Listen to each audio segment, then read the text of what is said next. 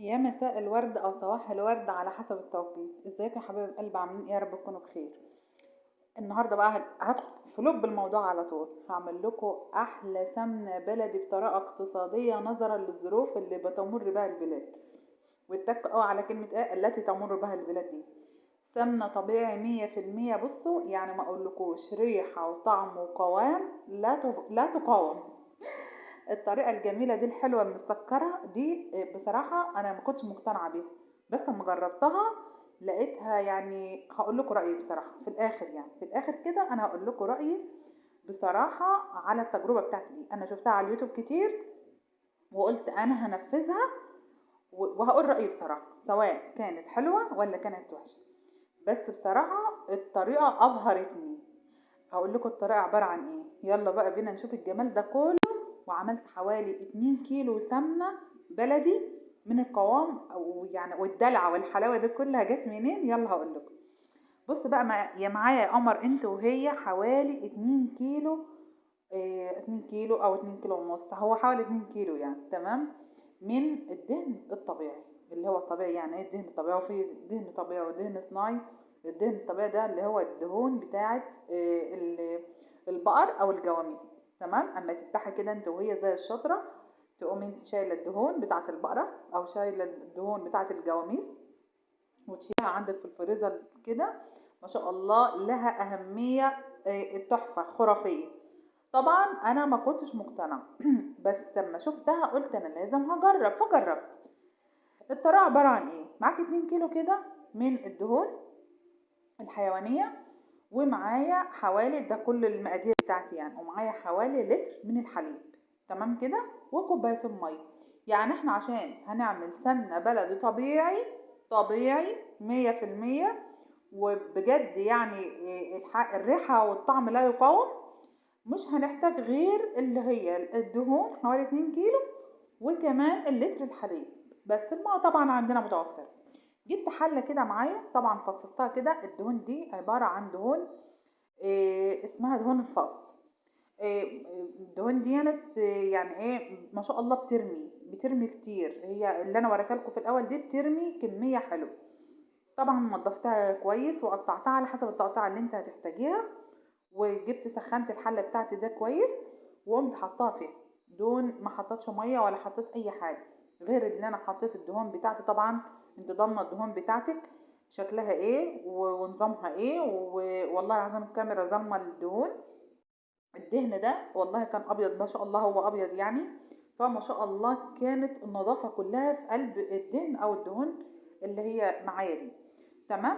سبتها كده على البوتاجاز لغايه ما اخدت وادت في الحله بتاعتها اللي هي طبعا كانت سخنه. وانا قمت ضايفه عليها الحاجات دي وسبتها تاخد وتدي مع نفسها لغايه ما تصفي الدهون بتاعتها. تمام كده.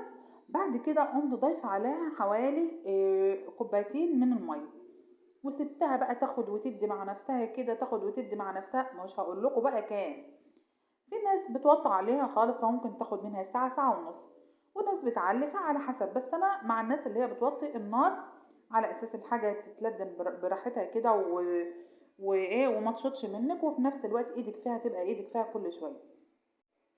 طيب بعد ما حطينا المية هنعمل ايه؟ هنسيبها كده، هنهدي عليها النار وبعد كده نقلب فيها كل فترة كده، نقعد نقلبها كده شوية لغاية ما الدهون بتاعتي او الدهن بتاعي ده يستوي لدرجة ايه يا مردينا؟ يستوي لدرجة ان انا اما اجي احطها على ايدي كده بحس ان هي فركت معايا او ناعمة معايا يعني. او تحط شوكة تختبريها يعني بتطلعها في طبق كده. ايوه هي دي.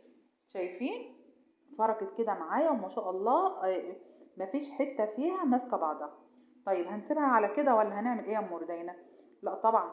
هنقوم جايبين بعد كده، بعد ما استوت هنقوم جايبينها ونقوم واخدين مثلا كوباية او 2 او 3 على حسب الخلاط بتاعك، ونقوم حاطينها في الخلاط. هنضربها كده ضرب مبرح. عارفين يعني ايه الضرب المبرح؟ ضرب كده ضرب نار مش هنحط لبن ولا هنحط حاجة دلوقتي. تمام. هنحط طبعا هي اخدت معايا شوبين ما شاء الله. الشوب بتاعي كبير فخدت معايا شوبين. وبعدين قمت جايبه كيلو من الحليب وقمت حاطاه عليه بالمنظر ده او بالشكل ده. ضفتها على دي السمنه يا جماعه. تمام. وحطيت عليها حوالي 3 معالق من الملح او معلقتين. لو انت بتحب المرتة قوي يعني حادقه بتحط المعلقتين، بتحط معلقه على حسب ما انت بتحبي يعني. في ناس ما بتحبش فيها ملح خالص، اوكي تمام مفيش اي مشاكل. طيب هنعمل ايه بعد كده؟ بعد كده هنقلبها تقلبتين حلوين كده مع الملح، وبعد كده هنسيبها على نار هاديه تاخد وتدي مع نفسها كده ساعة 2 براحتها خالص. دي يا جماعة كأنها زبدة بقى فلاحي واحنا بنسيحها، او واحنا بنطلع بقى عشان نفصل المرطة على جنب ونفصل السمنة على جنب، فلازم تعمل على نار هادية.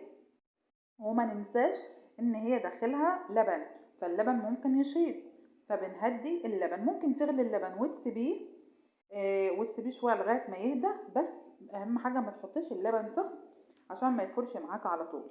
وحاولي تكبري الحله بتاعتك عشان كل ما هي بتغلي اللبن ما يطفش فوق، فبعدين يقوم ما شاء الله يعني مليلك البوتاجاز بتاعك لبن. يعني المشكله اللي هي بتحصل معانا كلنا يعني، اللي احنا بنبقى اساسا يعني واقفين جنب اللبن كده ونقول احنا هنخلي بالنا، وفجاه اللبن يفور مننا مش عارفه ليه. المهم خلينا في الموضوع الجميل الشيق اللي انا بصراحة يعني كنت ناوية ان انا اطلع واقول كلام كتير عن الناس اللي جربت التجارب دي، ان هم لا عالم فاشلة، وان لا ايه ده هم بيحاولوا يصنعوا عشان خاطر يعني ايه يعملوا شو ويعملوا مش عارفة ايه. بصراحة كنت ناوية يعني كانت النية لله كده يعني، بس الحمد لله الطريقة عجبتني جدا جدا. والطريقة جربيها يعني جربيها بجد، مش هتندمي ومش هتخسري. لو وصلت لغاية هنا بقى ما تنسيش اللايك والشير ليوميات زوجة بسيطة. سيبناها على نار هادية بقى وسيبناها كده لما ايه شايفين الجمال. والله العظيم ما فرقت يا جماعة عن الزبدة الفلاحي والسمنة الفلاحي. واللي جرب والجيران، انا عامة جبت الجيران عشان يشوفوا ويجربوا ويقولوا لي ايه ده يا ام رودينا. قلت لهم انت جبت من ورانا وعملت قبلنا زبده ومش عارفه ايه. قلت لهم طب تعالوا ده حصل كذا كذا كذا، دوقتهم الاول قبل ما اقول لهم ايه رايكم في الزبده. فما شاء الله ما فرقوش، ما فيش واحده فيهم عرفت ان هي دي مش زبده فلاحي. ما فيش واحده فيهم قالت لي ان دي حاجه غير الزبده او السمنه الفلاحي. شايفين الجمال؟ عملت البرطمان ده ما شاء الله، البرطمان ده حوالي كده يعني واخد له كده يجي كيلو وربع او ممكن كيلو ونص. وعملت النص ده ما شاء الله. البرطمان ده يعني هي عملت لي يجي 2 كيلو، تمام يجي 2 كيلو كده. طبعا انا من النوع اللي انا اما باجي اجرب انا سبتها طبعا لما هدت الاول، وبعد كده قمت حطاها في الايه في البراطين بتاعتها. لازم تحطها في البرطمانات بتاعتها وهي بارده، تكون غاسله البرطمانات كويس ومعقمه البرطمانات وبعد كده ايه تحطي دي المرته بتاعتها او العجوزه بتاعتها. احنا بنقول المرته او العجوزه او اي حاجه يعني، تمام.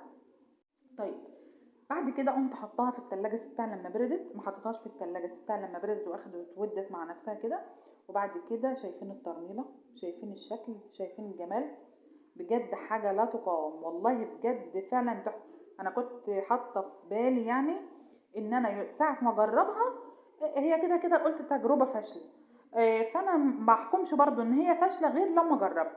بس بصراحه اما جربتها انا كنت يعني قلت ان انا مش هستخدمها غير في الاكل بس وفي الطبيخ بس قسما بالله ما تفرقوها عن الزبده الفلاحي والسمنه الفلاحي في حاجه. وترميلتها تحفه واو بصراحه والله حاجه تحفه.